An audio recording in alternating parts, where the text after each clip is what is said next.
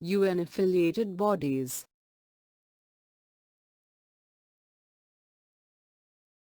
UN-affiliated bodies. UN-affiliated bodies. 1. General Assembly. It is an affiliated body consisting of representatives from all the member states. Every country sends 5 representatives to this body. But, every country has only one vote. The word United Nations was proposed by Roosevelt of USA and it was used after the signing of agreement between 26 nations in January 1, 1945. Similarly, people are elected for posts of 17 vice presidents, and 7 chairpersons for the 7 permanent committees. The General Assembly meetings begin around September and continue till mid-December every year. For all the important matters of approval, a 2/3 majority is mandatory. General budget is approved in the General Assembly. A special session can be convened if there are any emergency issues. It acts like a global parliament to discuss world issues. 2. UN Security Council. This institution is like the cabinet of UN and it is the most influential body of the organization. It has 15 member nations, among them France, USA, UK, France, Russia and China are the 5 permanent members. The remaining 10 members are elected by the General Assembly for a period of 2 years. These 10 members represent the various geographical areas of the Earth. Every member has one vote to exercise. But the approval of all the permanent members is a must for any decision to become operational. India is also trying to achieve permanent member status. The Security Council strives to solve global problems peacefully. If there is a need, it deploys UN peacekeeping force to maintain peace and order. It also selects the judge of International Court of Justice and also suggests the nomination of Secretary General for UN. 3. Economic and Social Committee. This committee has a membership of 54 members. 18 members of the committee are elected once in every 3 years. They chose one among them as the chairperson of the committee. The main functions of the committee are as follows. 1. Conducting studies on economic, social, cultural, education, health and other international issues and sharing the reports. 2. Issues like refugee problems, women's status, residence and many other issues come within the purview of this committee. 3. This committee recommends on issues of human rights and basic freedoms.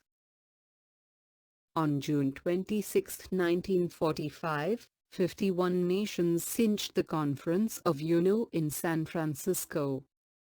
5. Coordinating the functions of specialized bodies like International Labour Organization, ILO, Food and Agriculture Organization, FAO, World Health Organization, WHO, and other institutions. All these are the major functions of Economic and Social Committee. 4. Trusteeship Council. This is basically a sub-organization of General Assembly.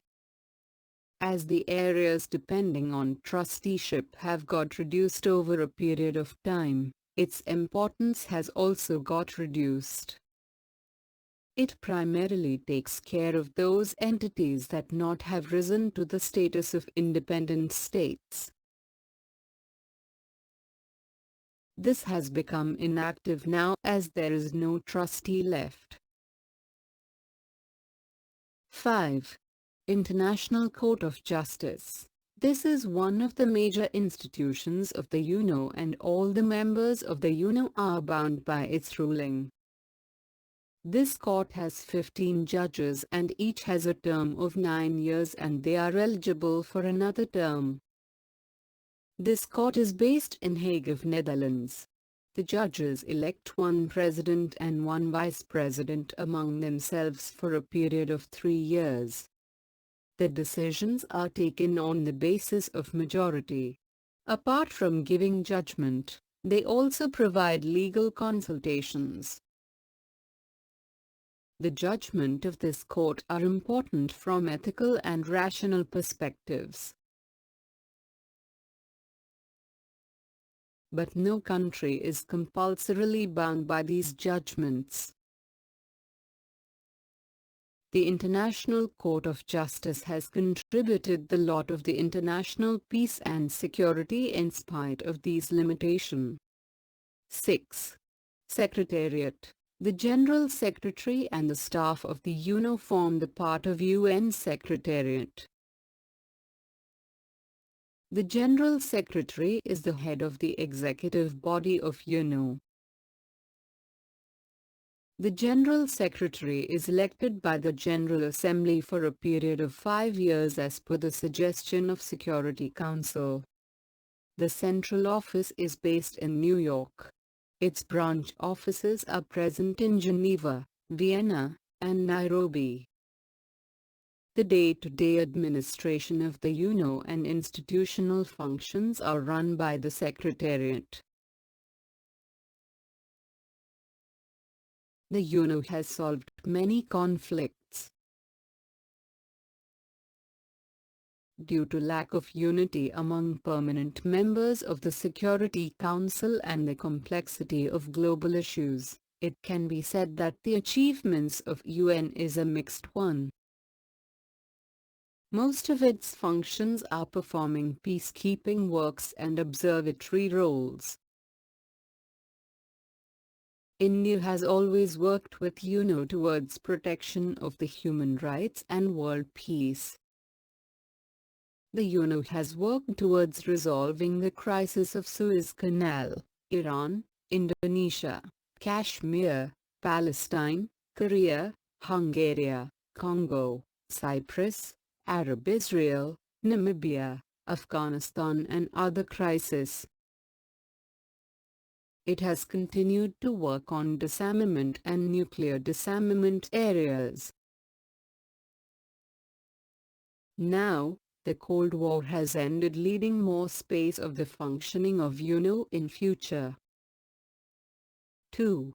Economic and financial achievements. In the UNO Charter, it is declared that the UNO should strive to uplift the socio-economic status of the people of the world. This work need to be achieved through the supervision of Economic and Social Committee.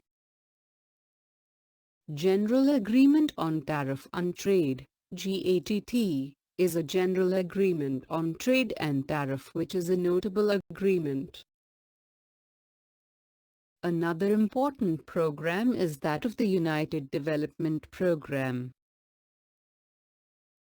International organizations like World Bank, International Monetary Fund are working well with the able support of UNO. 3. Social achievements. World Health Organization, UNESCO, UNICEF, World Refugee Council are few organizations that are interested in the social well-being of the world. The Universal Declaration of Human Rights in 1948 is considered as an important international achievement of UNO. The UNO has played decisive role in the removal of apartheid, colonialism and imperialism.